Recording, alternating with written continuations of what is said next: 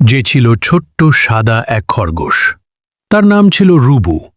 সে থাকত গ্রামের এক কোণে, ঘাসে ঢাকা একটা ছোট্ট গর্তের ভেতর। একদিন ভোরে রোদের আলো তার গুহায় ঢুকে পড়ল। রুবু ধীরে ধীরে ঘুম ভাঙিয়ে চোখ মেলল, হাই তুলে উঠে দাঁড়াল। আজ বনটা এত চুপচাপ কেন? রুবু চারপাশে তাকিয়ে অবাক হল।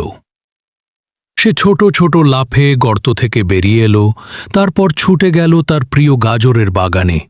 কিন্তু হায়, বাগান একদম খালি। মাটি খোঁড়া, গাজরের পাতাগুলো ছেঁড়া, চারদিকে ছোট পায়ের ছাপ। রুবুর মুখ গম্ভীর হল, আমার গাজরগুলো গেল কোথায়?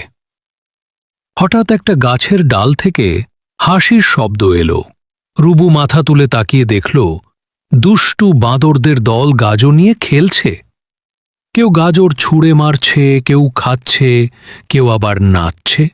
রুবু রাগে গাল ফুলিয়ে বলল, এই, এটা আমার গাজরের বাগান, তোমরা এমন করছো কেন? বাঁদররা থমকে গেল, সবাই চুপচাপ হয়ে গেল।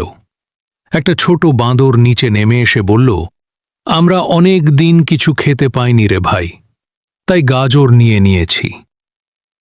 রুবু একটু ভেবে বলল, ঠিক আছে, চলো সবাই মিলে গাজরের চারা লাগাই, তাহলে আমাদের সবার জন্য গাজর হবে। বাঁদররা খুশি হয়ে লাফিয়ে উঠল। রুবু আর বাঁদররা মিলে